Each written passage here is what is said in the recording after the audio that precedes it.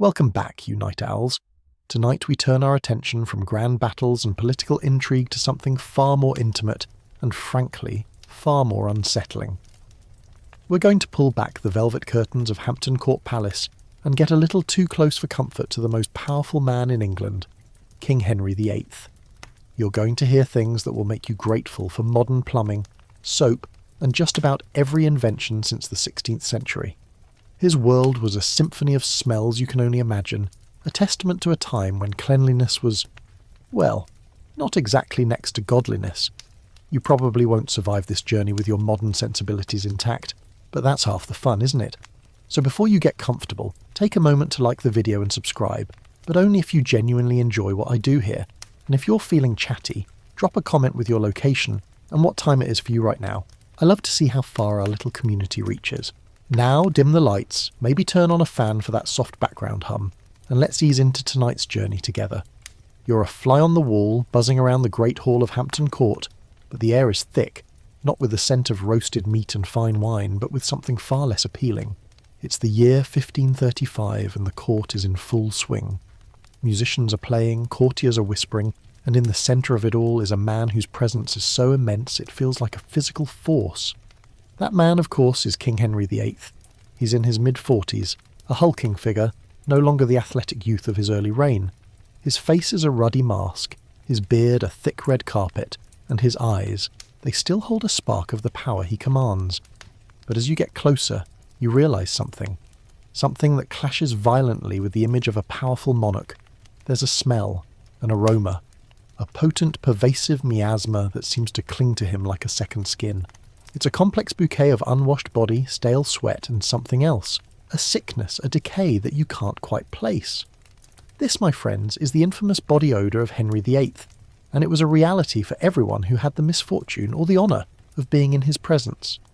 Now, before you recoil in horror, you have to understand something about the Tudor mindset. The concept of personal hygiene as we know it simply didn't exist. The prevailing belief was that water, especially hot water, could open up your pores, allowing disease and bad humours to enter the body. So, bathing was a rare, often medicinal practice. It was something you did if you were sick or if you were feeling particularly indulgent, not as a daily routine. This mainstream historical fact is crucial to understanding why Henry VIII, and indeed most of his court, smelled the way they did. The king, being the king, could simply command that his presence was fragrant regardless of the reality. He was surrounded by people who were either too afraid to comment on his stench or who, over time, had become completely desensitized to it. After all, everyone smelled, but the king's smell was just bigger. So, how did they cope? Well, they coped by trying to mask it. They used perfumes, heavily scented oils and pomanders, those little decorative balls filled with spices and herbs that you see in all the historical dramas. These were all attempts to create a fragrant barrier against the smells of daily life. The air in the palace wasn't just filled with the king's unique scent. It was a cacophony of competing odours, wood smoke, roasting meat, old clothes, human waste, and these cloying perfumes. A quirky tidbit of the time is that courtiers would often carry their pomanders to their noses when in the presence of someone particularly pungent. A subtle and silent commentary on their lack of freshness. You can imagine the scene, can't you? A group of nobles, hands at their faces, pretending to admire their jewelled pomanders, while the king, completely oblivious, holds court. But the king's body odour wasn't just a simple matter of not bathing. As his health began to decline, the smell became even more potent.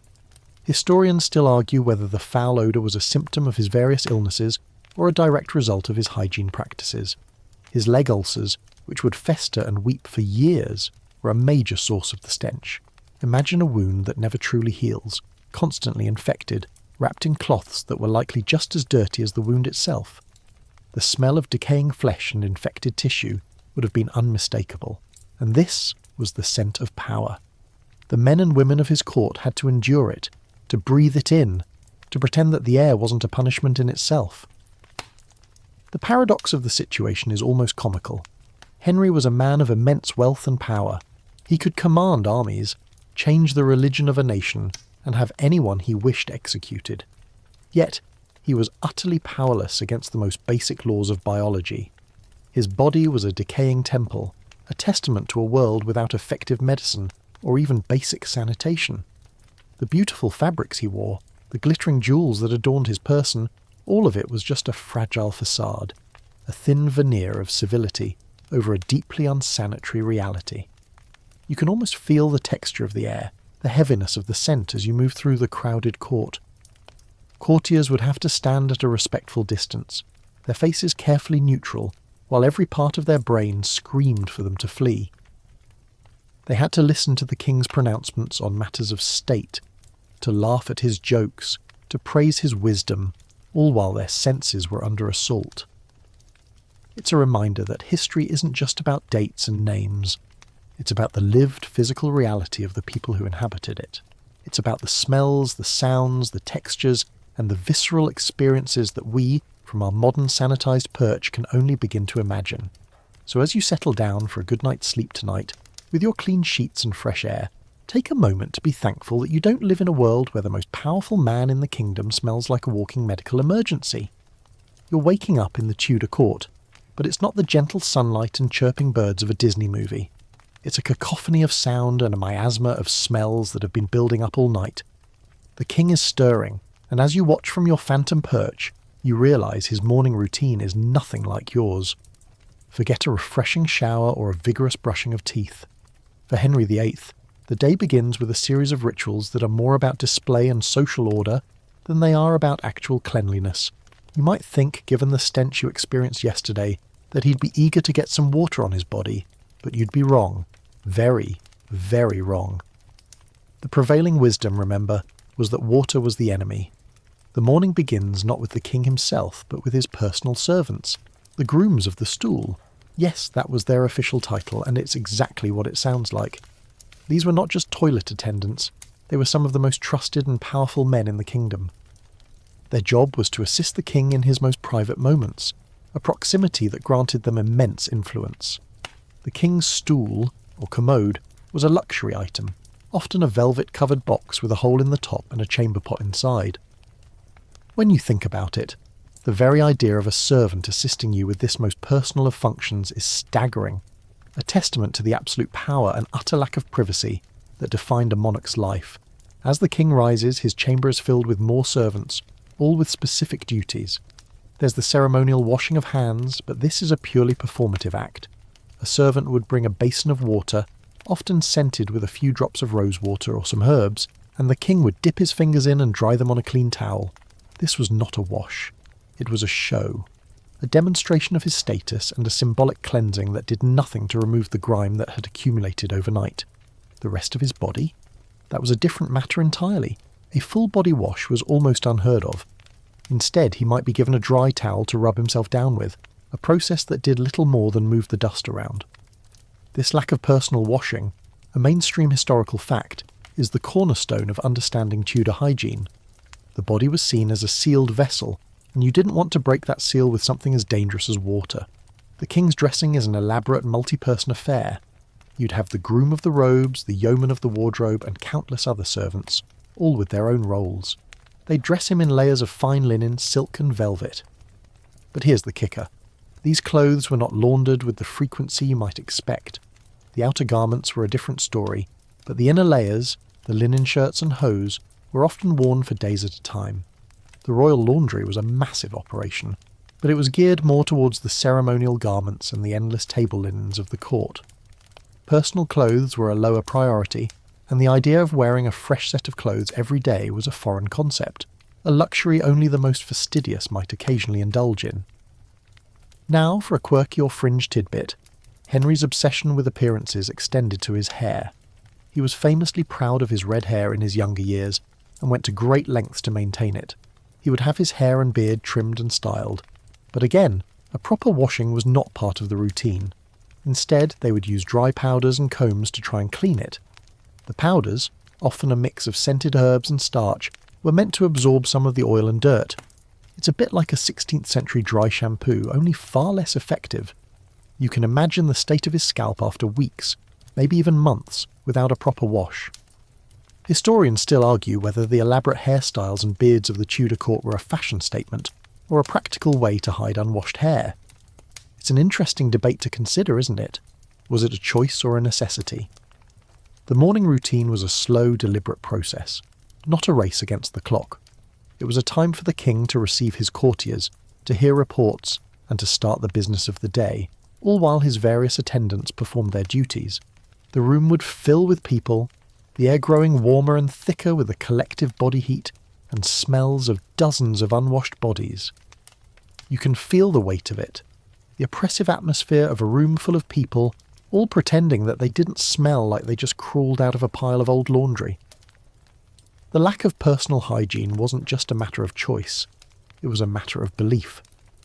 The Tudors believed that the state of your health was determined by the balance of the four humours: blood, phlegm, yellow bile and black bile.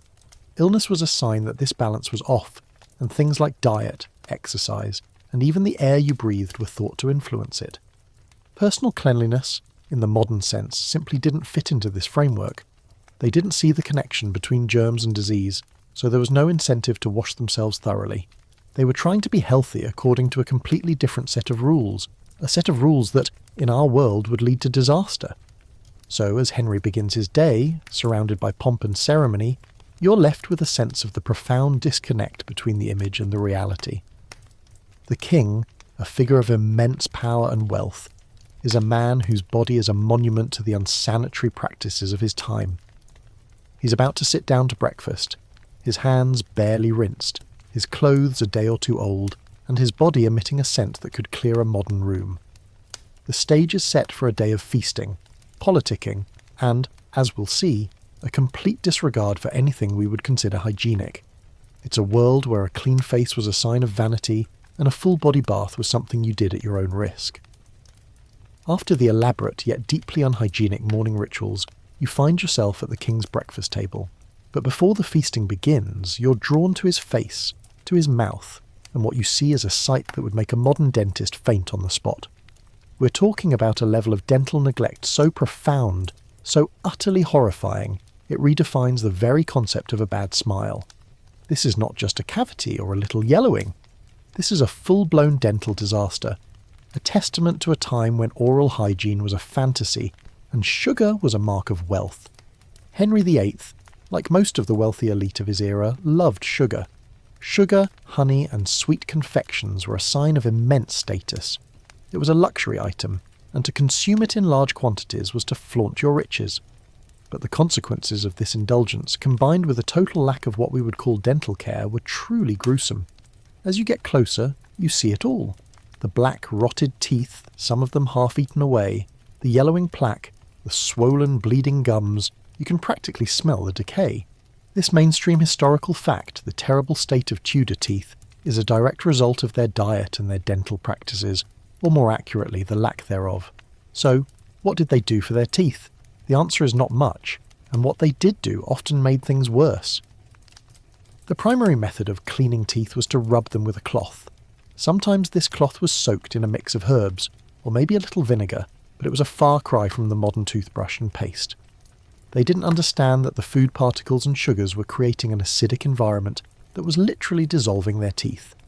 Instead, they focused on masking the smell of decay, which, by the way, would have been a significant contributor to Henry's overall aroma. They chew on herbs like mint or parsley, or use small pieces of wood to pick at the larger pieces of food stuck between their teeth. The pain Henry must have been in would have been constant and excruciating. Dental abscesses, which are infections at the root of a tooth, would have been a regular occurrence, and the treatment for an abscess. A Tudor barber surgeon would have been called in. These were not the highly trained professionals we know today. They were often part-time surgeons and full-time barbers. Their solution for a bad tooth was simple and brutal: extraction. You can imagine the scene, can't you? No anaesthetic, just a pair of pliers and a lot of pain. A quirky tidbit of the time is that these barber surgeons would often have a tooth display in their shop window, a gruesome advertisement of their work. Henry, with his terrible dental health, would have been all too familiar with their services, and the thought of a king screaming in agony as a tooth is pulled is a powerful reminder of the brutality of the era. But the horror doesn't stop at the king's own mouth. Think about the court, the people he interacted with daily. The poor dental health was a pervasive issue. The Tudor era was also a time of significant social anxiety about appearance. A person with bad breath or black teeth might be seen as less pious or less virtuous, so while they didn't have the tools to fix the problem, they certainly had the motivation to try and hide it. They used heavily scented breath fresheners and tried to avoid close conversation. Historians still argue whether Henry's famous temper was exacerbated by the constant pain he must have been in from his teeth and jaw. Imagine trying to rule an empire while dealing with a throbbing toothache every single day. It would be enough to make anyone a little cranky, wouldn't it? This debate about the link between his physical pain and his personality is a fascinating one. Was his legendary irritability a result of a deep-seated psychological issue, or was it simply the logical outcome of a lifetime of physical suffering? As the meal is served, you notice that forks are still a relative rarity. People, even the king, ate with their fingers. This is a very common detail in historical accounts, but its implications for hygiene are often overlooked. Food was passed around, hands were dipped into communal dishes, and the same unwashed fingers that had been picking at food would then be used to wipe the mouth. The entire process was a breeding ground for germs and disease. The table itself, while covered in fine linen, was likely full of crumbs and spills from previous meals, simply brushed away by a servant before the next course. The king's dental disaster wasn't just a personal tragedy, it was a public health crisis in miniature. The bacteria and infections in his mouth would have been a constant source of ill health, contributing to a number of other issues. The connection between oral health and overall physical health is something we understand today, but it was completely unknown to the Tudors. They saw the mouth as separate from the rest of the body, a place that was meant to consume food, not a gateway for illness. So as you watch the king gnaw on a piece of meat with his few remaining good teeth, you're not just seeing a meal, you're seeing a king in a constant state of decay, a slow, inevitable decline that started in his mouth. It's a powerful image, isn't it? The most powerful man in England surrounded by wealth and splendour, yet suffering from a problem that a simple toothbrush could have prevented. It's a reminder that no amount of power or money can save you from the ignorance of your time. And as the day wears on, and the king's breath becomes more and more of a problem, you're left with a sense of the immense discomfort that was the daily reality of the Tudor court. You're left with the image of a king, powerful but in pain, a man whose smile was less a sign of joy and more a sign of a looming dental catastrophe. As the sun begins to arc higher in the sky, you follow the king from his morning meal to the business of the court. The great hall is a riot of colour, with nobles in their finest attire, but as you observe them, you realise something unsettling about their appearance. It's not just the unwashed bodies and the terrible teeth, it's the clothes themselves. They're a second skin, a layer of fabric that, like the people who wear them, is not as fresh as it appears. This brings us to a topic that will make your skin crawl, literally. The pervasive issue of lice, and the infrequent washing of clothing that was a hallmark of the Tudor era. You see, a garment, particularly one worn by a person of high status, was a valuable commodity. It was a sign of wealth and position, often decorated with elaborate embroidery and expensive fabrics. The idea of washing it frequently was not only a logistical nightmare, but also a risk to its integrity. A mainstream historical fact is that clothes were often brushed and aired, but rarely washed with water. The dyes and fabrics of the time could not withstand the kind of harsh washing we take for granted today. So, these beautiful clothes, these symbols of power and prestige, were also walking habitats for a very unwelcome guest, the human louse. Imagine the king, a man of immense physical presence, dressed in layer upon layer of heavy velvet and silk. His innermost garment, the linen shirt, would be changed somewhat more frequently than his outer clothes, but even then it was not a daily practice. The outer layers could go for weeks or even months without a proper cleaning. And as these clothes accumulated dirt, sweat and body oils, they became a perfect environment for lice to thrive. You can almost feel the phantom itch as you watch the courtiers, and even the king himself subtly shifting, scratching an arm or a leg with a careful, almost unconscious gesture. It was a fact of life, an unavoidable nuisance, a persistent and deeply uncomfortable reality for everyone from the lowliest servant to the king himself. A quirky or fringe tidbit from the era is the existence of flea fur or zibellino. These were pieces of fur, often from a sable or a mink, that noblewomen would carry around with them. The idea was that the fleas and lice, attracted to the warmth of the fur, would leave the woman's body and take up residence in the Zibellino. It was a macabre fashion accessory, a mobile pest trap disguised as a symbol of wealth. The fact that such a thing was not only common but also considered fashionable tells you everything you need to know about the scale of the problem. While Henry didn't carry a Zibellino, the principles were the same. The heavy fabrics and layers of his clothing were a perfect place for pests to hide and multiply. The issue of lice wasn't just a matter of discomfort, it was also a vector for disease. They could carry bacteria and were responsible for the spread of certain illnesses, though this connection was completely unknown to the Tudors. They saw the lice as a natural part of life, a nuisance, but not a serious health threat. This ignorance, a common theme in our journey, is what allowed these unhygienic practices to persist. They were fighting against an enemy they couldn't see, using methods that were completely ineffective. Historians still argue whether the constant scratching and the discomfort caused by the lice and other pests contributed to the overall irritability and short tempers that were so common in the Tudor court. Was it simply a matter of the times, or was it a result of a population that was perpetually itchy and uncomfortable? It's a fascinating question, isn't it? The physical discomfort of living with these pests day in and day out must have taken a toll on a person's patience and mental state. As you look around the court, you see a world of contrasts. The finest silks and brocades are worn by people who are, by our standards, deeply unsanitary. The air, already thick with competing smells, is a testament to this reality. The beautiful clothes with their intricate embroidery and golden threads hide a grimmer truth. They are a breeding ground for pests and a repository for filth. The king's own clothing, a symbol of his divine right to rule, is also a home for a tiny crawling population of parasites. And what about the bedding? We'll get to that in a later section, but for now, just consider the clothes. When the king finally gets to bed at night, he would likely be wearing a fresh linen nightshirt, but the clothes he wore all day would be folded and put away, ready for him to wear again the next day. The lice, having been dislodged from his person, would then have a new home in his robes, waiting for their next chance to crawl back onto their host. It was a vicious cycle of discomfort and infestation that was simply part of the life. The world of Henry VIII, with all its grandeur and ceremony, was also a world of constant low-level physical discomfort. It was a world where a person's status was measured in the quality of their clothes, not their cleanliness. And as you watch the king hold court, you're left with a sense of the immense chasm between how we view hygiene and how they did. Their standards were so different, their priorities so foreign, that it's hard for us to even comprehend. It's a reminder that history is not just a story of power and politics, but a story of the human body in all its messy, unhygienic glory. The morning's rituals and the daily business of the court have given way to the midday meal, and you find yourself in the great hall once again. But this time, the focus is on the long tables groaning under the weight of an immense feast.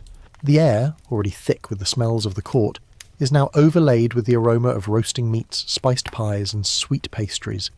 It's a magnificent sight, a testament to the king's wealth and power.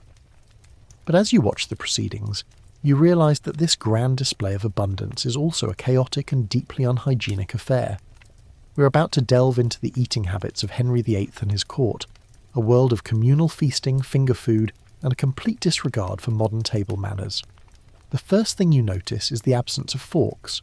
A mainstream historical fact is that forks were a rarity in Tudor England, only just beginning to be introduced by Italian merchants. Most people, including the king, ate with their fingers, with the exception of knives for cutting meat and spoons for broth. This is not the delicate, polite finger food of a modern cocktail party. This is a messy, hands-on affair where people are grabbing hunks of meat, tearing off pieces of bread, and dipping their fingers into communal sauces and gravies. Imagine the hands of the king, barely rinsed in the morning, now covered in grease and bits of food. And those hands, remember, were also a home for a tiny crawling population of parasites, as we discussed in the last section. The feasting itself was a spectacle. The king would sit at his own high table, a raised platform where he could be seen by everyone. The food, often a dizzying array of meats, poultry and fish, was brought to him in a long procession.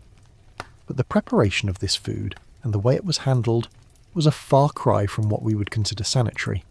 We'll get into the kitchens later, but for now, just consider the aftermath. As people eat, a considerable amount of food would end up on the table itself. Crumbs, Spills and discarded bones were not just a part of the meal, they were the inevitable consequence. These would often be swept onto the floor by servants, only to be trod upon by the hundreds of people moving through the hall. The floor of the Great Hall, a place of immense ceremony, was also a chaotic mess of discarded food and grime. A quirky or fringe tidbit is the use of trenchers. These were thick slices of stale bread, often a day or two old, that were used as plates. The food would be piled on top of the trencher, and as the juices and gravies soaked into the bread, it became a sort of edible plate. At the end of the meal, the trencher, now a soggy mess, would either be eaten by the person who had used it, or more likely given to the poor or to the dogs. It's a fascinating example of a time when waste was minimised, but at the expense of hygiene. The idea of eating off of a piece of bread that had been sitting on a table, absorbing all the spills of the meal, is a concept that would make most modern people deeply uncomfortable. The communal nature of the feasting also meant that the spread of disease was almost guaranteed. People were sharing food, dipping their unwashed hands into the same dishes, and wiping their mouths on the same shared napkins, or more often, the backs of their hands. The idea of a personal plate or a personal serving of food was not a reality for most of the court. The king, of course, had his own elaborate place setting, but even then the lack of utensils and the general messiness of the meal meant that he was still in a deeply unsanitary environment. Historians still argue whether the high death rate from stomach-related illnesses in the Tudor era was a direct result of these unhygienic eating habits. It's a compelling argument. With no knowledge of germs and with a diet that was rich in a number of things that could easily spoil, it's not a stretch to imagine that food poisoning and other gastrointestinal issues were a constant threat. Was the king's poor health, a topic we've already touched upon, a result of his diet and his eating habits? It's a question that modern medicine would answer with a resounding yes, but for the Tudors, it was simply the reality of life. The entire process of the meal was a testament to the lack of sanitation. The food itself, which was often not properly preserved, would have been a source of bacteria. The serving vessels, which were likely not washed with hot, soapy water, would have been another. And the hands of the people eating and the hands of the people serving were a third. It was a perfect storm of unsanitary conditions, a recipe for disaster that was repeated 3 times a day, every day. You watch as the king, his face and hands now greasy from the meal, finishes his last course. A servant brings a basin of rosewater for him to rinse his fingers in, another purely ceremonial act that does nothing to clean them. He wipes his hands on a clean napkin, and the meal is over. The room is now a chaotic mess of discarded food, greasy plates, and a general air of satiated but deeply unhygienic contentment.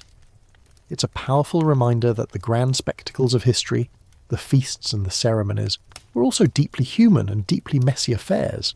They were not the pristine, sanitized events we see in historical dramas. They were loud, they were chaotic, and they were, by our standards, absolutely disgusting. And as you prepare to move on to the next part of our journey, you're left with the lingering smell of stale food and unwashed hands, a testament to a world where a full stomach was a blessing, and a clean body was a luxury that few, if any, could afford. The midday feast is over, but the consequences of the king's consumption linger.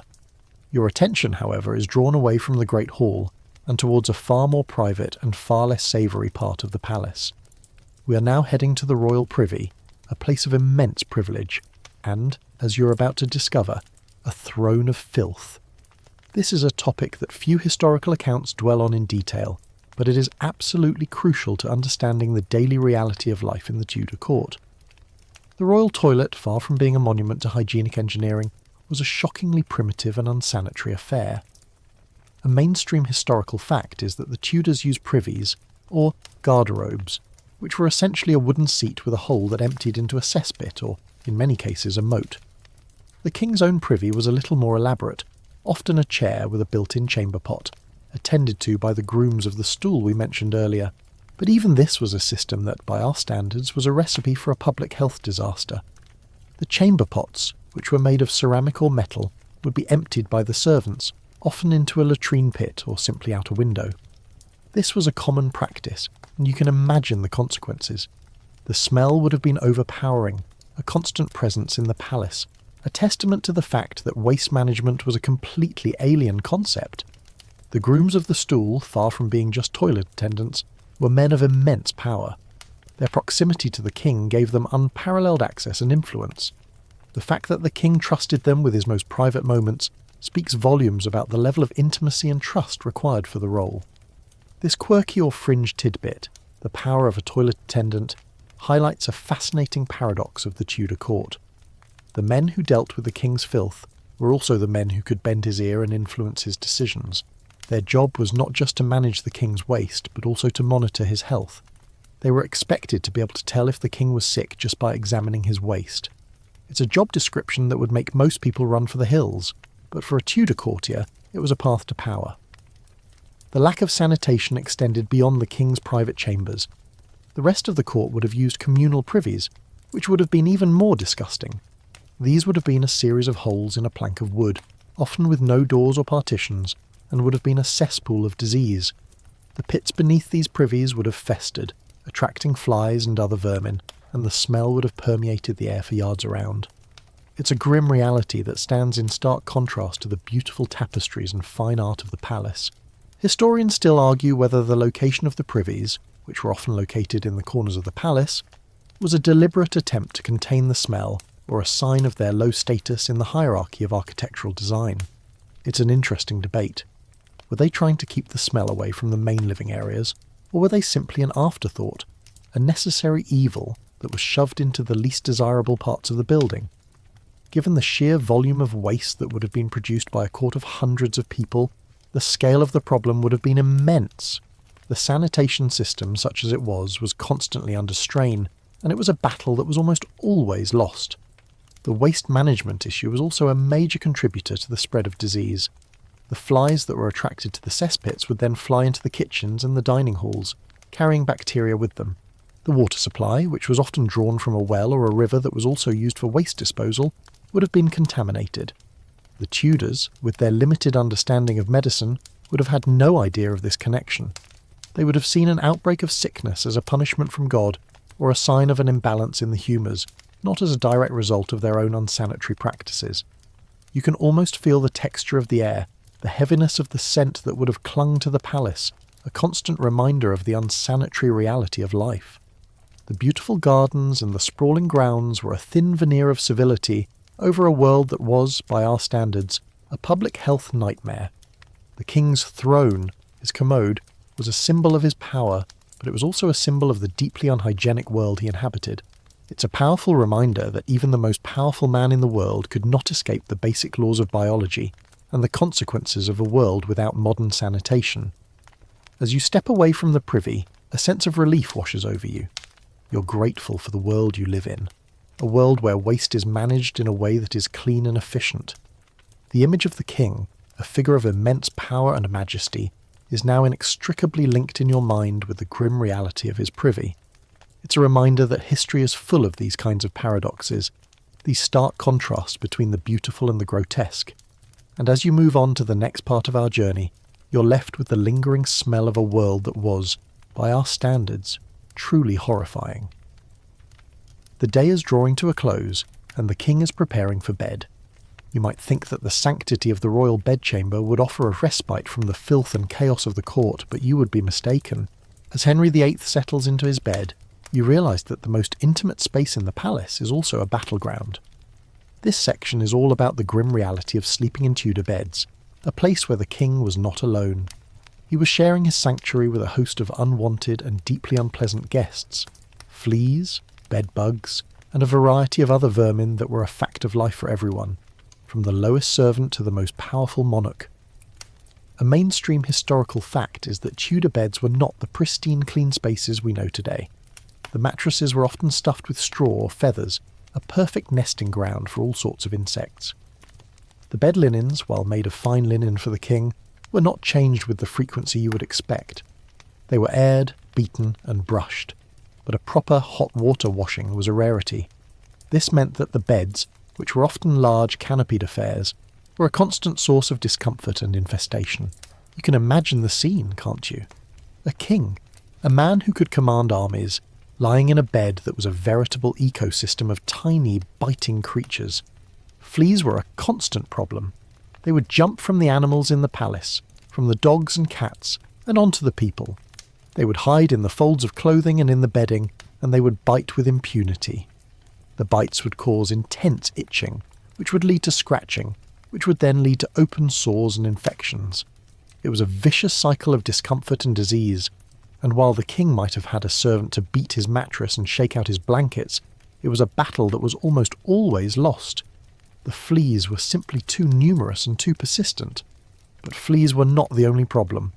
Bedbugs, a creature we now associate with uncleanliness, were a common nuisance in Tudor England. They would hide in the cracks of the wooden bed frame and in the folds of the mattress, coming out at night to feast on the blood of the people sleeping in the bed.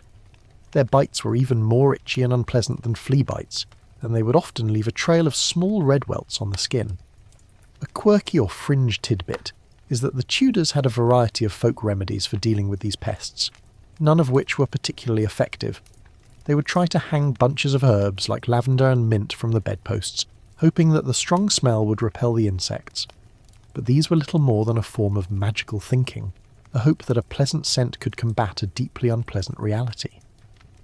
The constant itching and discomfort would have made it very difficult for anyone, even a king, to get a good night's sleep. Henry, with his various illnesses and his constant pain, would have found this particularly difficult. The lack of sleep would have contributed to his irritability and his short temper, a detail that many historians overlook. Was his bad mood a result of a deep-seated psychological issue, or was it simply the result of a king who was perpetually tired and perpetually itchy? It's a fascinating question, and one that highlights the immense physical discomfort that was a part of daily life in the Tudor court. Historians still argue whether the elaborate canopies and curtains on Tudor beds were a fashion statement or a practical attempt to keep the pests at bay.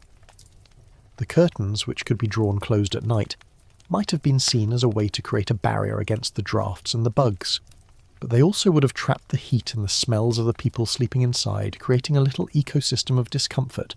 It's a debate that highlights the immense gulf between the image of a Tudor bed, a beautiful and ornate piece of furniture, and the reality of what it was like to sleep in one. The vermin in the bed were not just a source of discomfort, they were also a vector for disease. The bites, which would often become infected, could lead to a variety of illnesses. The lack of hygiene, combined with the presence of these pests, created a perfect storm for the spread of sickness. The Tudors, with their limited understanding of medicine, would have had no idea of this connection. They would have seen the fever and the sickness as a result of an imbalance of the humours, not as a direct result of being bitten by an infected insect. So, as the king settles into his bed, surrounded by the beautiful fabrics and the ornate carvings of his four-poster bed, you're left with the grim reality of his situation. He is a king, a man of immense power, but he is also a man who's being bitten by fleas and bedbugs. His bed, a symbol of his power and his status, is also a home for a variety of unpleasant creatures. It's a powerful reminder that history is not just a story of kings and queens, but a story of the human body in all its messy and uncomfortable glory. And as you leave the bedchamber, you're left with a sense of immense gratitude for a world where a good night's sleep is not a battle against an army of tiny biting insects. You've survived the day and the night in the Tudor court, but Henry VIII is not in good shape. His leg, a topic we touched on briefly, has become a major problem. It's an ulcer, a festering, weeping wound that is a constant source of pain and, as you might imagine, a deeply unpleasant smell.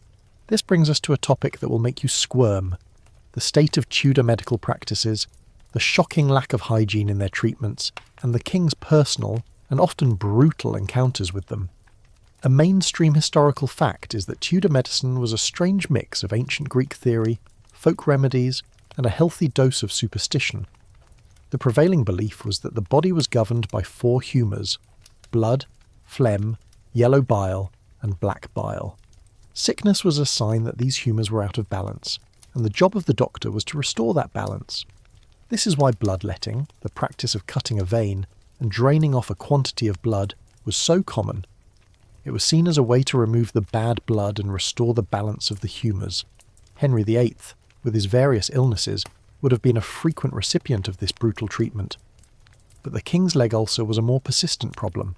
It was a wound that refused to heal, a constant source of infection and pain.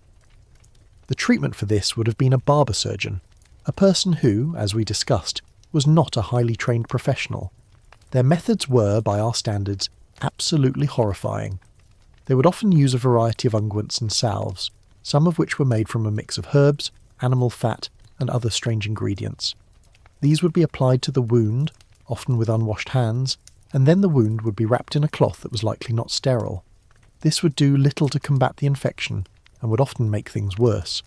The king's leg ulcer, a source of constant pain, would have been a constant source of infection as well, a perfect breeding ground for bacteria. And what about the pus? The wound would have been a constant source of purulent discharge, a grim reality that few historical accounts dwell on. The barber surgeon's job would have been to drain the pus, often by lancing the wound with an unsterilised knife. This would have been an incredibly painful and dangerous procedure. And for a quirky or fringe tidbit, some of the more advanced treatments involved a bizarre form of wound therapy. They would sometimes use a poultice made from ingredients like moss, crocodile dung, or even a spider's web, believing that these would draw out the infection. While some of these might have had a small antiseptic effect, they were more likely to introduce new bacteria into the wound.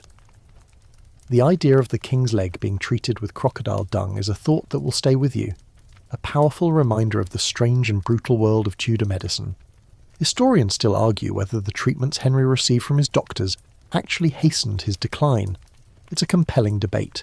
Was his leg ulcer, and the many other illnesses he suffered from, a result of his lifestyle and genetics, or were the constant unsanitary interventions of his doctors making things worse?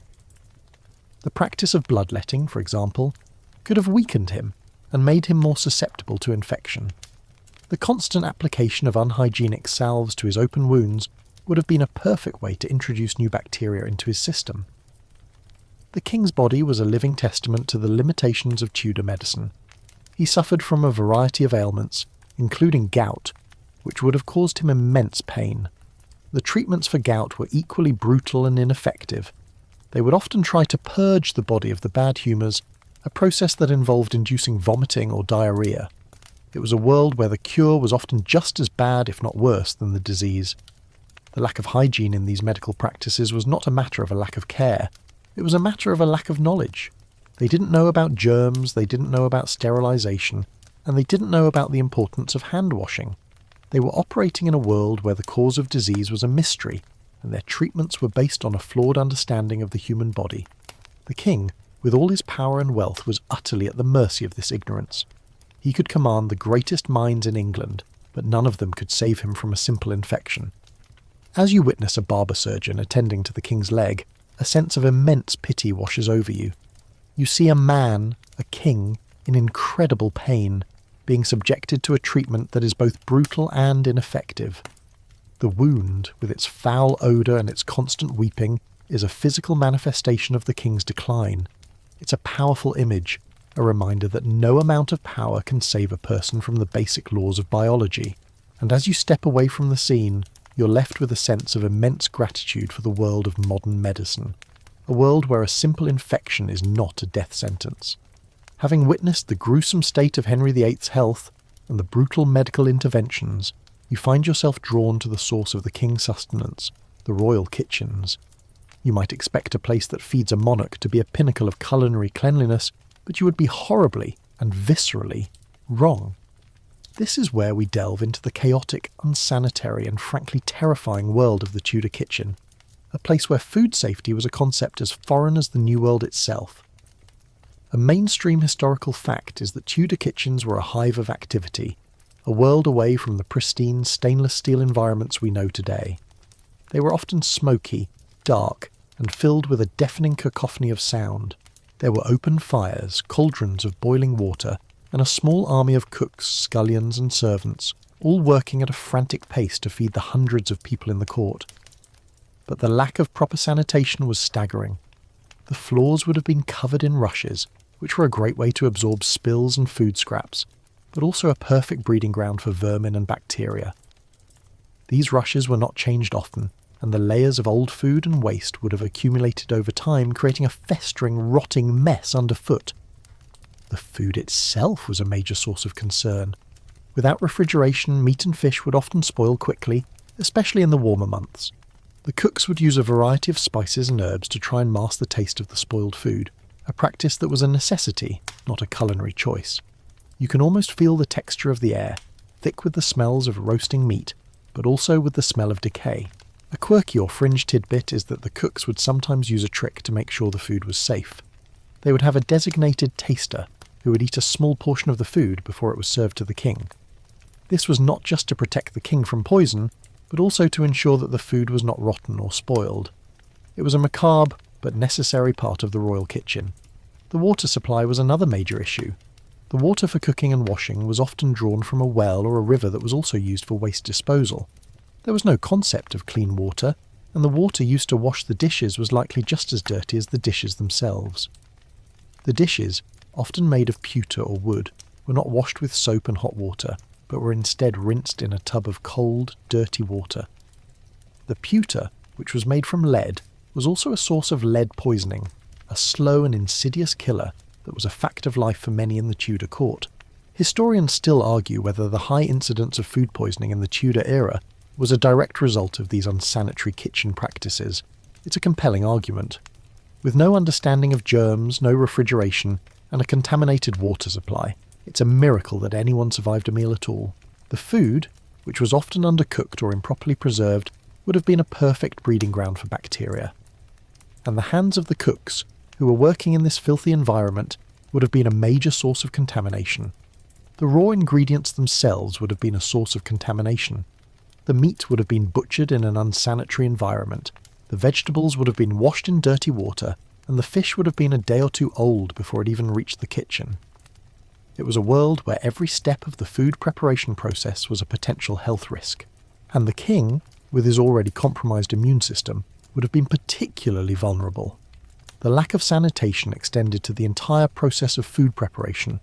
The cutting boards, which were made of wood, would have been a perfect place for bacteria to hide. The knives, which were often not properly cleaned, would have been another, and the hands of the cooks, which were likely not washed, would have been a third. It was a perfect storm of unsanitary conditions, a recipe for disaster that was repeated 3 times a day, every day. You can almost feel the heat and the chaos of the kitchen, the oppressive atmosphere of a room filled with smoke, steam, and the smells of decay. You see the cooks, their hands grimy from a day of butchering and cooking, preparing the king's meal with a complete disregard for anything we would consider hygienic. It's a powerful reminder that the beautiful banquets and the grand feasts of the Tudor court were built on a foundation of filth and disease. As you step away from the kitchen, you're left with a sense of immense gratitude for the world of modern food safety, a world where a clean kitchen is a right, not a luxury. The image of the king's meal, a symbol of his power and his wealth, is now inextricably linked in your mind with the grim reality of the kitchen. It's a reminder that history is full of these kinds of paradoxes, these stark contrasts between the beautiful and the grotesque. And as you move on to the next part of our journey, you're left with the lingering smell of a world that was, by our standards, truly horrifying. The chaotic and unsanitary world of the royal kitchens lingers in your mind, but you're now moving on to a different kind of personal space, a place where appearances were everything, the king's head. This is where we will explore the hygiene of royal hair and the creative, though deeply unhygienic, ways the Tudors dealt with a very common problem. Henry VIII's hair, once a fiery red symbol of his youthful vitality, was a constant battleground against the forces of nature, and his attempts to manage it tell us a lot about the priorities of his time. A mainstream historical fact is that Tudor people, including the king, did not wash their hair with water and soap as we do today. The belief that water was a dangerous substance that could cause illness extended to the hair and scalp. Instead of washing, they would use dry methods to clean their hair. This often involved brushing the hair vigorously to remove any loose dirt and then using a variety of scented powders and dry herbs to try and absorb some of the oil and mask the smell. You can imagine the state of the king's hair after weeks, or even months, without a proper wash. It would have been a greasy, tangled mess, and the powders would have just caked on top of the grime, creating an unpleasant texture and a very particular aroma. But the real issue was not just the oil and the dirt, it was the pests.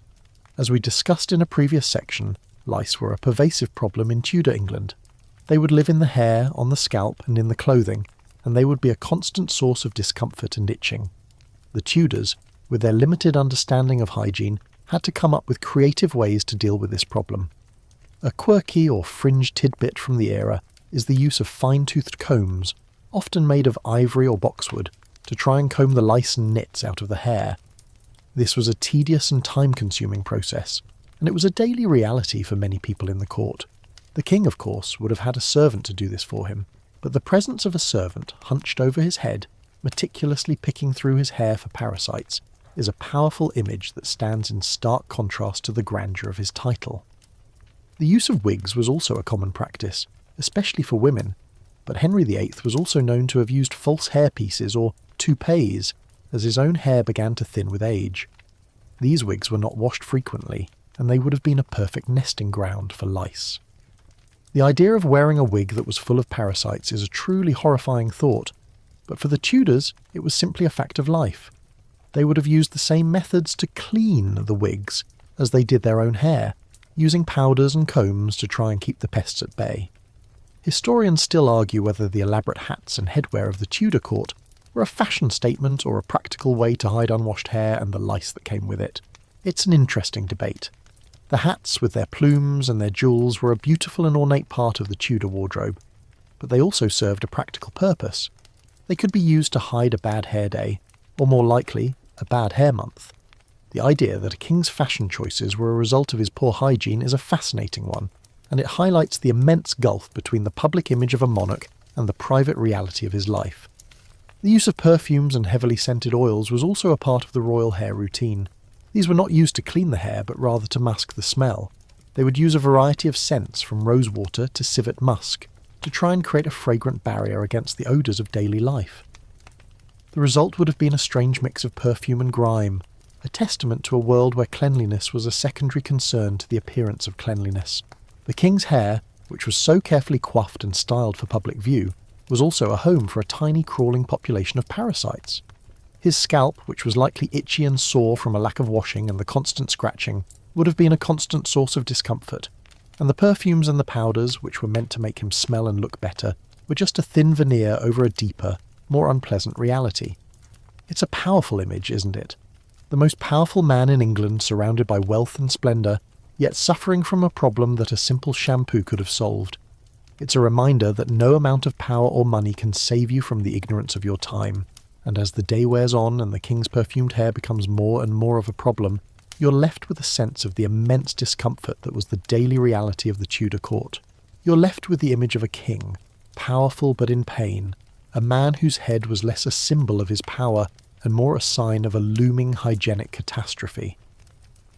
The day is wearing on, and you've witnessed the king's unhygienic morning rituals, his terrible dental health, the vermin in his clothes, his unsanitary medical treatments, and the chaos of his kitchen. Now, we turn our attention to the consequences of all this filth, the constant scourge of sweat and sickness that plagued Henry VIII and his court. This is where we will explore how the lack of hygiene, combined with the Tudors' flawed understanding of medicine, made even the most powerful man in England vulnerable to disease. A mainstream historical fact is that the Tudors had a very different relationship with sweat than we do today. They didn't see it as a sign of uncleanliness, but rather as a natural bodily function. In fact, they believed that sweat was a way for the body to expel bad humours. The king, with his immense size and his active lifestyle, would have sweated profusely, especially during his younger, more athletic years. But without the benefit of regular bathing and clean clothes, that sweat would have lingered, creating a powerful body odour and a perfect breeding ground for bacteria. The layers of heavy clothing, made of wool and velvet, would have trapped the heat and the moisture, creating a personal sauna of stink and grime. The lack of hygiene was a major contributor to the spread of disease. With no understanding of germs, the Tudors had no way of knowing that the simple act of touching a person's hand or sharing a communal drinking vessel could transmit illness. The court was a petri dish of humanity, with hundreds of people living in close quarters, all with their own set of unsanitary habits. The flies that were attracted to the filth of the kitchens and the privies would then land on the food in the Great Hall, carrying bacteria with them. The water supply, as we've discussed, was often contaminated. It was a perfect storm of conditions that made the spread of sickness almost inevitable. Henry VIII, in particular, was a walking medical emergency. His leg ulcer, a source of constant infection, would have weakened his immune system and made him more susceptible to other illnesses. He also suffered from a variety of ailments, including gout, which would have been exacerbated by his rich diet and his lack of exercise in his later years. A quirky or fringe tidbit is that Henry, despite his many illnesses, was a believer in the power of a good sweat. He would often engage in strenuous activity, like hunting or jousting, and then retire to his chambers to be rubbed down with dry towels. The idea was that the sweat would cleanse his body of the bad humours. While the exercise was good for him, the lack of a proper wash afterwards would have just compounded the hygiene issues. Historians still argue whether Henry's various illnesses were a result of his genetic predisposition or a direct consequence of his unhygienic lifestyle. It's a fascinating debate. While he certainly had a genetic predisposition for certain illnesses, his lifestyle, with its rich diet, its lack of sanitation, and its brutal medical treatments, would have undoubtedly made things worse. His body was a living testament to the dangers of a world without a basic understanding of hygiene. The court itself was a constant source of fear and anxiety.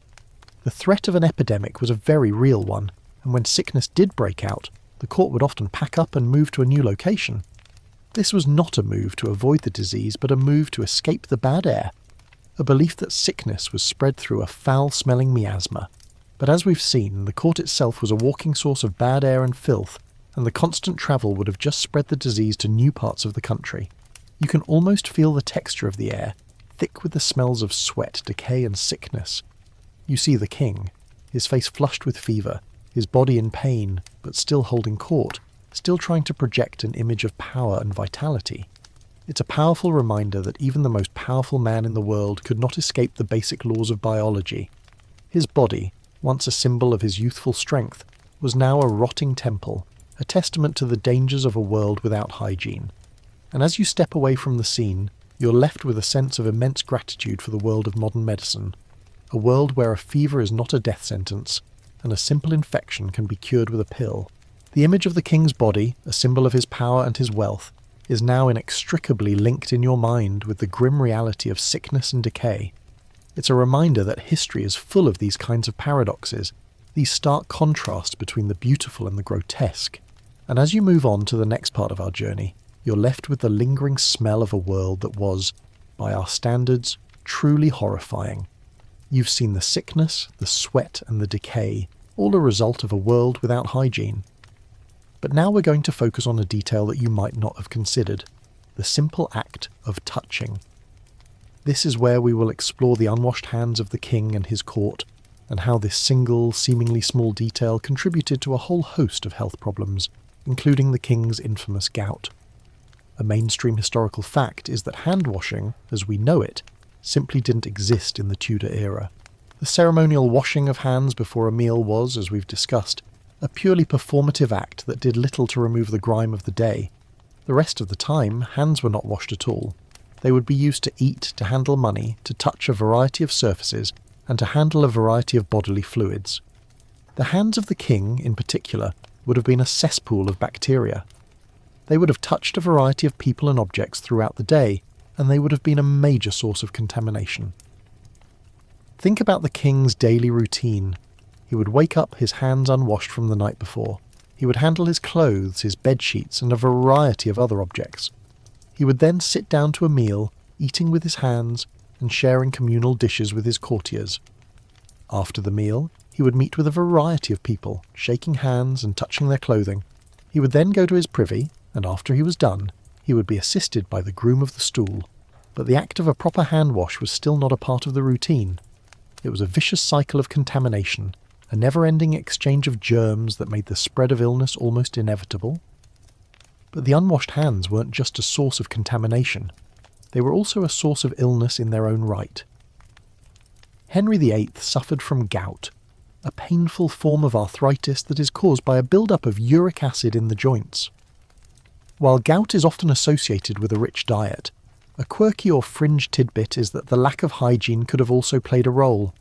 The open sores and infections on his body would have created a systemic inflammation, which could have exacerbated his gout. The bacteria from his hands, which would have been a constant source of infection, would have also contributed to this inflammation. It's a fascinating theory, and one that highlights the interconnectedness of the human body. Historians still argue whether the high incidence of gout in the Tudor court was a result of their diet or a result of their unhygienic lifestyle. It's a compelling argument. While the rich diet with its high levels of red meat and alcohol would have certainly contributed to the problem, the constant presence of infection and inflammation, a direct result of the lack of hygiene, would have made the problem much worse. The two factors, diet and hygiene, would have combined to create a perfect storm of pain and illness. The unwashed hands of the king were not just a personal problem, they were a public health crisis in miniature. The king, as the centre of the court, was a hub of contamination. The people who touched his hands would then touch other people, and the germs would spread throughout the court. The lack of hand washing was a major factor in the spread of epidemics and illnesses, and it was a problem that the Tudors, with their limited understanding of medicine, were completely powerless to stop. You can almost feel the texture of the air, thick with the smells of sweat, decay, and sickness. You see the king, his hands, once a symbol of his youthful strength, now a source of pain and illness. It's a powerful image, a reminder that even the most powerful man in the world could not escape the basic laws of biology. His body, once a symbol of his divine right to rule, was now a rotting temple, a testament to the dangers of a world without hygiene. And as you step away from the scene, you're left with a sense of immense gratitude for the world of modern medicine, a world where a simple hand wash can prevent a whole host of illnesses. The image of the king's hands, a symbol of his power and his wealth, is now inextricably linked in your mind with the grim reality of sickness and decay. It's a reminder that history is full of these kinds of paradoxes, these stark contrasts between the beautiful and the grotesque. And as you move on to the next part of our journey, you're left with the lingering smell of a world that was, by our standards, truly horrifying. The court's unsanitary habits extend far beyond the king himself, reaching into the very heart of the succession, the birth and rearing of royal children. Having witnessed the king's personal hygiene horrors, you now turn your attention to the nursery, a space you might imagine to be a haven of cleanliness. The grim reality, however, is that this was a place where unhygienic practices, born of ignorance and superstition, created a deeply perilous environment for the most vulnerable members of the royal family. This is where we will explore the unsanitary conditions surrounding the birth and care of Tudor royal children. A mainstream historical fact is that childbirth in the Tudor era was an incredibly dangerous affair for both the mother and the child. Without a modern understanding of germs and sanitation, the birthing chamber was a breeding ground for infection. Midwives, who were not medically trained, would attend to the birth, often with unwashed hands and unsterilised tools. The birthing room itself would have been a chaotic and crowded space, with a variety of people, from the midwife to the waiting ladies in waiting, all breathing the same unhygienic air. The bedding and cloths used during the birth were likely not clean, and the risk of a puerperal fever, or childbed fever, was incredibly high. Henry VIII, who was so desperate for a male heir, was a king whose wives died from complications of childbirth, and his children often died in infancy, a grim reality that can be directly linked to the unsanitary practices of the time. The care of the newborn was no better. The baby, often swaddled tightly in layers of cloth, would be a new host for the same pests that plagued the rest of the court. The swaddling cloths, which were not changed frequently, would have become a source of filth and bacteria. The nursemaids who were in charge of the care of the child would have had the same unhygienic habits as the rest of the court, and their unwashed hands would have been a major source of contamination. A quirky or fringe tidbit is that the Tudors believed that a baby's umbilical cord stump could be used to treat various ailments. They would often keep the dried stump in a small pouch, believing it had magical properties. This, of course, was a deeply unsanitary practice that could have led to a number of infections. The high infant mortality rate of the Tudor era was a direct result of these unsanitary conditions. The babies, with their undeveloped immune systems, were particularly vulnerable to the infections that were rampant in the court. The lack of hygiene in the birthing chamber, the unsanitary care of the newborn, and the constant presence of vermin and disease all combined to create a perfect storm of conditions that made survival a miracle, not a given. Henry VIII, who had 6 wives and a number of children, only had 3 who survived into adulthood, a grim testament to the dangers of his world. Historians still argue whether the royal family's personal hygiene, or lack thereof, was a significant contributing factor to the high infant mortality rates. It's a compelling argument.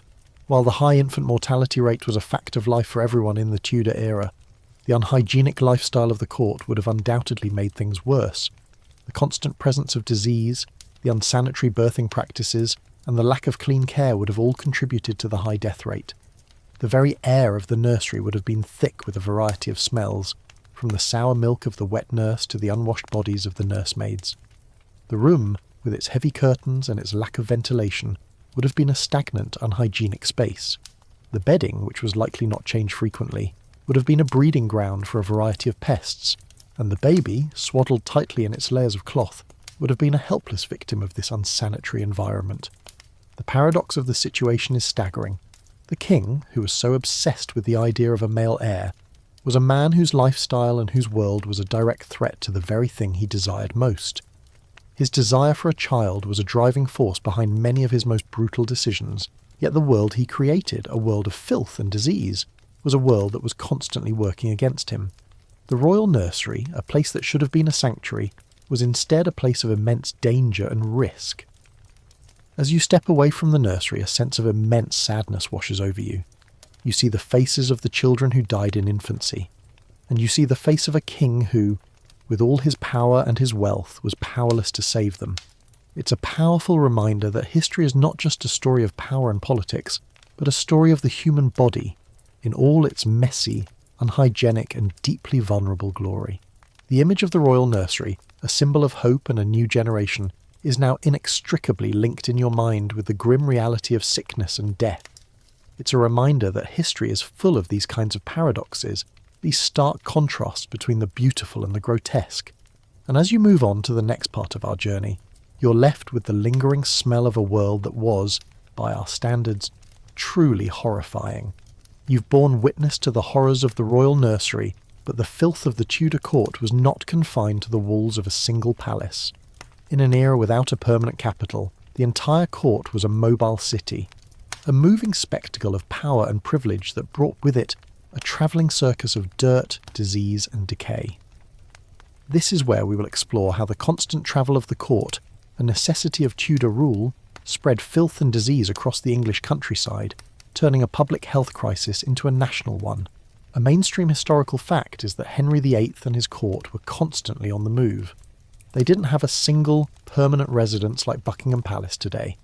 Instead, they would move between a number of royal palaces and manors, a process known as the royal progress. This was a logistical nightmare, a massive undertaking that involved hundreds of people, thousands of horses, and an immense quantity of goods. The entire court, with its servants, its kitchens, its furniture, and its endless supply of clothing, would be packed up and moved to a new location. But what also moved with them was a travelling ecosystem of filth and disease. Think about the king's personal possessions. His clothes, his bedding, his furniture, all of it would be packed up and moved. As we've already discussed, these items were not clean. The clothes were a home for lice, the bedding was a nesting ground for fleas and bedbugs, and the furniture was a repository for dust and grime. When the court moved to a new location, all of this filth would move with it, turning a new clean palace into an unsanitary environment in a matter of days. A quirky or fringe tidbit from the era is that the advance party of servants, known as the harbingers, would be sent ahead to prepare the new palace for the king's arrival. Their job was not just to make sure the rooms were ready, but also to freshen up the place by airing out the rooms and trying to get rid of the pests. This was a battle that was almost always lost. The roads themselves were a major source of contamination. The royal progress, with its thousands of people and horses, would have been a long, slow-moving train of filth. The horses would leave behind a trail of manure, and the people would leave behind a variety of human waste. The roads, which were not paved, would have been a muddy, unhygienic mess, and the people who lived in the towns and villages along the route would have been exposed to this travelling public health crisis. The local water supplies, which were often drawn from a river or a well, would have been at risk of contamination from the passing court. Historians still argue whether the royal progress was a deliberate policy to avoid the disease-ridden air of the cities or a practical necessity of Tudor rule. It's a compelling debate. While the progress did serve a political purpose, allowing the king to show his face to his subjects and to assert his authority, it was also a way to escape the stench and the sickness of a palace that had been lived in for too long. But as we've seen, the court itself was the source of the problem, and the progress was less an escape from disease and more a way to spread it. The spread of disease was a major problem.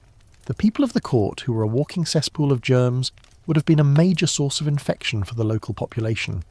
An outbreak of sickness in the court would have been a national event, and the progress would have been a way to spread that sickness to every corner of the kingdom.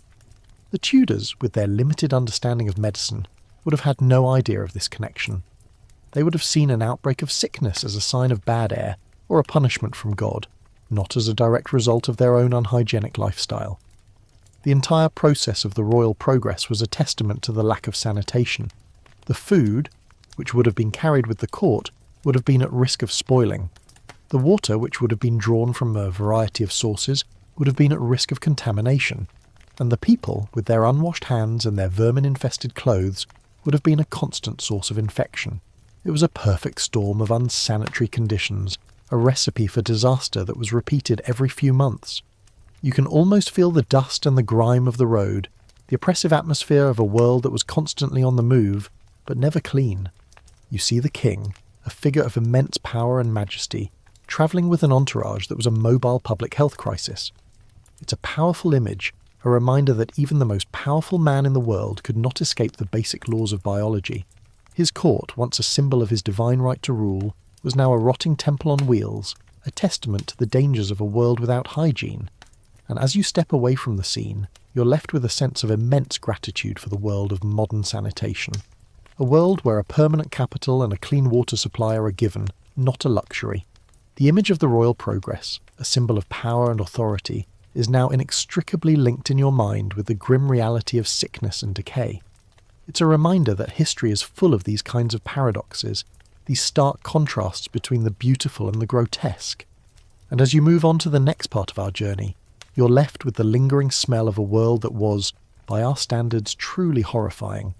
You followed the travelling court and its trail of filth, but now you're going to see a moment of quiet, a moment that, for the king, was considered a luxury, not a habit. We're going to witness the rare and ritualistic act of a royal bath. This is where we will explore the extreme rarity of bathing in Tudor England and the strange medicinal reasons they sometimes did it, a practice that stands in stark contrast to our modern-day assumptions of cleanliness. A mainstream historical fact is that a full-body bath was an incredibly rare event in the Tudor era. It was not a part of the daily or even weekly routine. For a king, a bath was an elaborate and time-consuming affair, and it was often done for medicinal purposes, not for hygiene. The Tudors believed, as we've discussed, that hot water could open the pores and allow disease to enter the body. A bath, therefore, was a risky endeavour, something you only undertook if you were sick or if you were feeling particularly unwell. It was a treatment, not a habit. The king's bath was a very different experience from ours.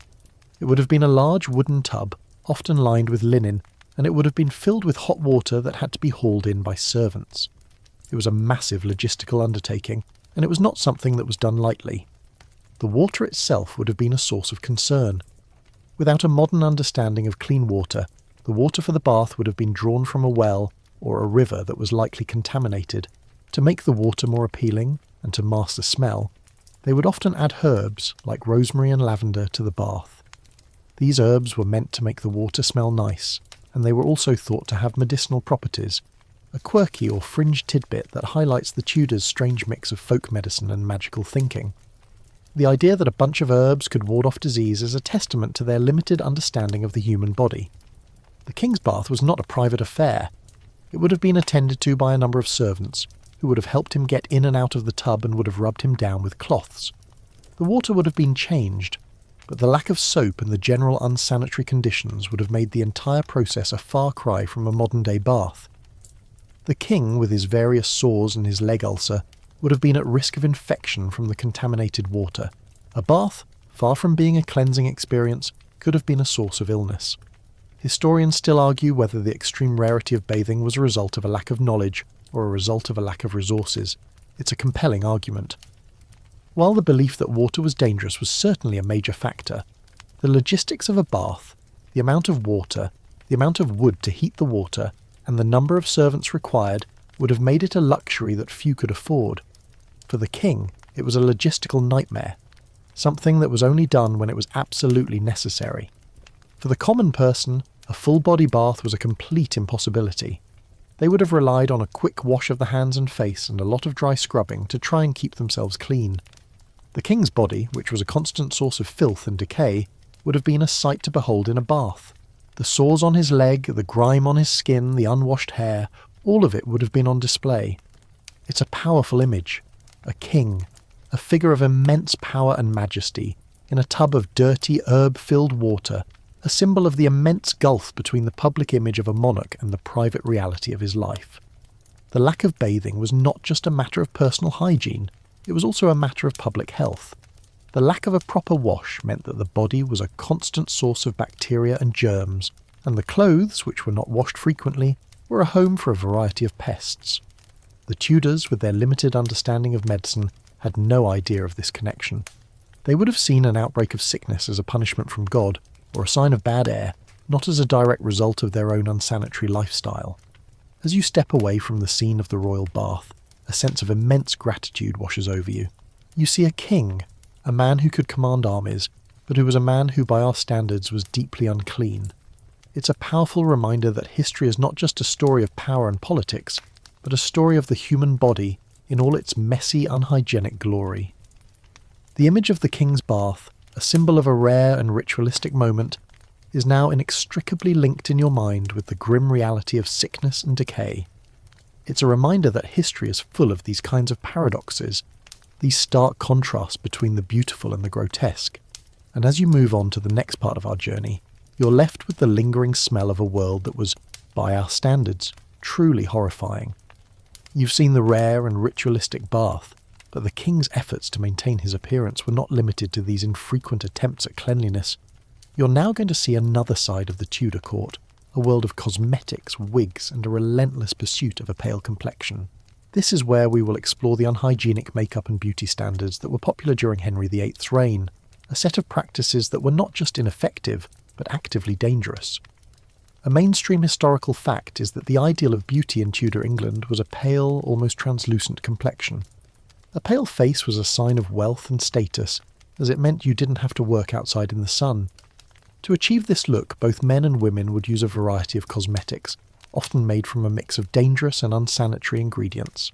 The most popular cosmetic was a lead-based white powder called Venetian ceruse. This was a thick, paste-like substance that would be applied to the face to create a pale complexion. The lead in the ceruse was, of course, a poison, and it would slowly seep into the skin, causing a variety of health problems, including hair loss, skin blemishes, and even death. The Queen and her ladies-in-waiting would have used this makeup daily, and the king, who was also a believer in a pale complexion, would have used it as well. It was a beauty standard that was literally killing them. The application of this makeup was a deeply unhygienic process. The cosmetics were often stored in small, ornate boxes, and they would be applied with a variety of brushes and cloths that were likely not washed. The brushes would have been a home for a variety of bacteria, and the application of the makeup, which was often thick and heavy, would have clogged the pores and created a perfect environment for infection. The unwashed hands of the people applying the makeup would have also been a major source of contamination. A quirky or fringe tidbit is that to get rid of the makeup at the end of the day, they would often use a variety of strange and unsanitary concoctions. They would use a mix of vinegar and honey to wash their faces, or they would use a variety of greasy salves and ointments to try and remove the lead-based ceruse.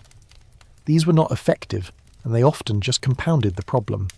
The use of wigs was also a common practice, especially for women, but Henry VIII was also known to have used false hairpieces as his own hair began to thin with age. These wigs were not washed frequently, and they would have been a perfect nesting ground for lice. The use of makeup and wigs was not just a matter of vanity, it was also a way to hide the various blemishes and sores that were a direct result of their unhygienic lifestyle. The pale complexion, which was a sign of wealth, was often a mask for a face that was covered in sores and pimples. The heavy makeup, which was meant to make them look beautiful, was often a way to hide a reality that was far from it. Historians still argue whether the use of lead-based cosmetics was a significant factor in the high death rate from skin-related illnesses in the Tudor era. It's a compelling argument.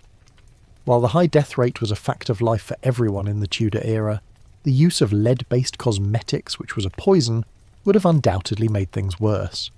The constant application of a toxic substance to the skin would have caused a variety of health problems, and it would have made them more susceptible to infection. The paradox of the situation is staggering. The king, who was so obsessed with the idea of a beautiful court, was a man whose lifestyle and whose world was a direct threat to the very thing he desired most.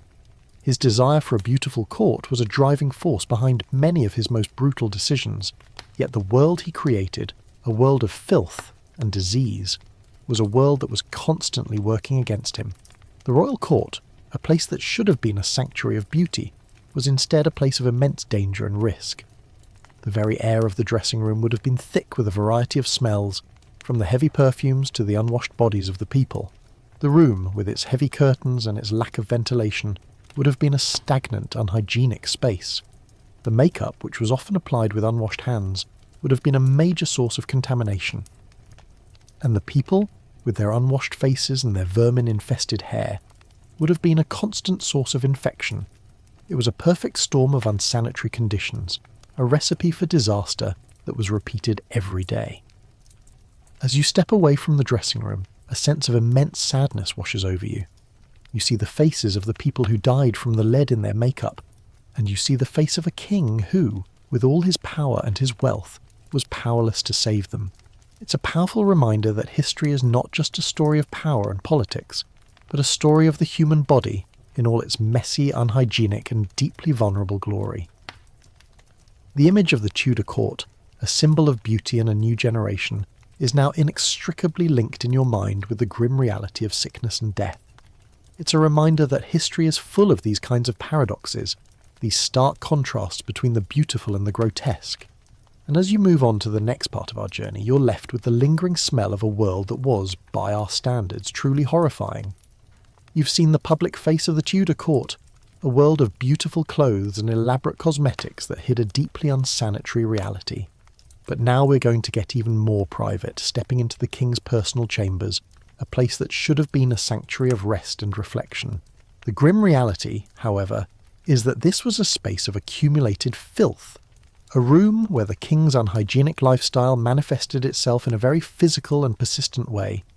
This is where we will explore the lack of cleaning in Henry's private chambers and the accumulation of filth over time, a process that turned his sanctuary into a silent testament to his decay. A mainstream historical fact is that the cleaning of a room in the Tudor era was a far cry from the daily or weekly cleaning we know today. The king's chamber, which was a place of immense privilege, was not a pristine, clean space. The floors, which were often covered in rushes, were a perfect place to hide the dirt and grime of the day. The rushes, which were a great way to absorb spills and food scraps, were not changed often. The layers of old food, human waste and dirt would have accumulated over time, creating a festering, rotting mess underfoot. The smell of the room, a mix of old rushes, unwashed bodies and stale food, would have been overpowering. The furniture itself was also a source of filth. The heavy, ornate carvings on the beds and the chairs were a perfect place for dust and grime to collect. The tapestries, which were hung on the walls to keep out the draughts, were a home for a variety of pests. The king's bed, which was a beautiful and ornate piece of furniture, was also a nesting ground for fleas and bedbugs, as we've discussed. The lack of proper cleaning meant that the king's chamber, a place where he was meant to rest and recover, was a place that was constantly working against him. The king's personal possessions were also a source of contamination. His clothes, which were not washed frequently, would have been a home for lice and other pests. His books, his papers, his jewels, all of it would have been covered in a layer of dust and grime. The king, who was a collector of beautiful things, was also a collector of filth. A quirky or fringe tidbit from the era is that the Tudors would often use a variety of air fresheners to try and mask the smells of the room. They would hang bunches of herbs, like rosemary and lavender, from the rafters, and they would use a variety of heavily scented oils and perfumes. These were not effective, and they often just created a strange and cloying mix of perfume and grime. The idea that a bunch of herbs could combat the smell of a room that was covered in filth is a testament to their limited understanding of hygiene. Historians still argue whether the lack of cleaning in the king's chamber was a deliberate policy to air out the room or a result of a lack of resources and a lack of understanding. It's a compelling argument. While the belief that a room needed to be aired out was certainly a major factor, the logistics of a proper cleaning, the amount of water, the amount of soap, and the number of servants required would have made it a luxury that few could afford. For the king, it was a logistical nightmare, something that was only done when it was absolutely necessary. For the common person, a proper cleaning was a complete impossibility. They would have relied on a quick sweep of the floor and a lot of dry scrubbing to try and keep themselves clean. The king's body, which was a constant source of filth and decay, would have been a sight to behold in a chamber that was also a constant source of filth and decay. The sores on his leg, the grime on his skin, the unwashed hair, all of it would have been on display in a room that was a testament to his decay. It's a powerful image, a king, a figure of immense power and majesty, in a room that was a monument to his unsanitary lifestyle. The lack of cleaning was not just a matter of personal hygiene, it was also a matter of public health. The lack of a proper cleaning meant that the room was a constant source of bacteria and germs, and the clothes, which were not washed frequently, were a home for a variety of pests. The Tudors, with their limited understanding of medicine, had no idea of this connection. They would have seen an outbreak of sickness as a punishment from God or a sign of bad air, not as a direct result of their own unsanitary lifestyle. As you step away from the king's chamber, a sense of immense gratitude washes over you. You see a king, a man who could command armies, but who was a man who, by our standards, was deeply unclean. It's a powerful reminder that history is not just a story of power and politics, but a story of the human body in all its messy, unhygienic glory. The image of the king's chamber, a symbol of a rare and ritualistic moment, is now inextricably linked in your mind with the grim reality of sickness and decay. It's a reminder that history is full of these kinds of paradoxes, these stark contrasts between the beautiful and the grotesque. And as you move on to the final part of our journey, you're left with the lingering smell of a world that was, by our standards, truly horrifying. You've journeyed through the filth and decay of the Tudor court, from the king's personal stench to the unsanitary medical practices and the accumulation of grime in his private chambers. Now, as our journey comes to an end, we are going to look at the culmination of all this. Henry VIII's legacy of stench, a final lingering impression of a king whose personal hygiene, or lack thereof, became a physical manifestation of his reign and his eventual decline. This is where we will reflect on how Henry VIII's personal hygiene contributed to his overall health and his enduring historical image. A mainstream historical fact is that in his later years, Henry VIII was a physically broken man. The once athletic king, a champion jouster and a man of immense physical presence, had become a bloated, sickly figure. He was so large that he had to be moved around the palace in a special chair, and his leg ulcer, a source of constant pain and infection, had become a symbol of his decay. The stench of his body, a mix of unwashed skin, infected wounds, and a variety of other unpleasant aromas would have been a constant presence. It was a physical manifestation of his decline, a grim reality that stood in stark contrast to the beautiful tapestries and the fine art of his court.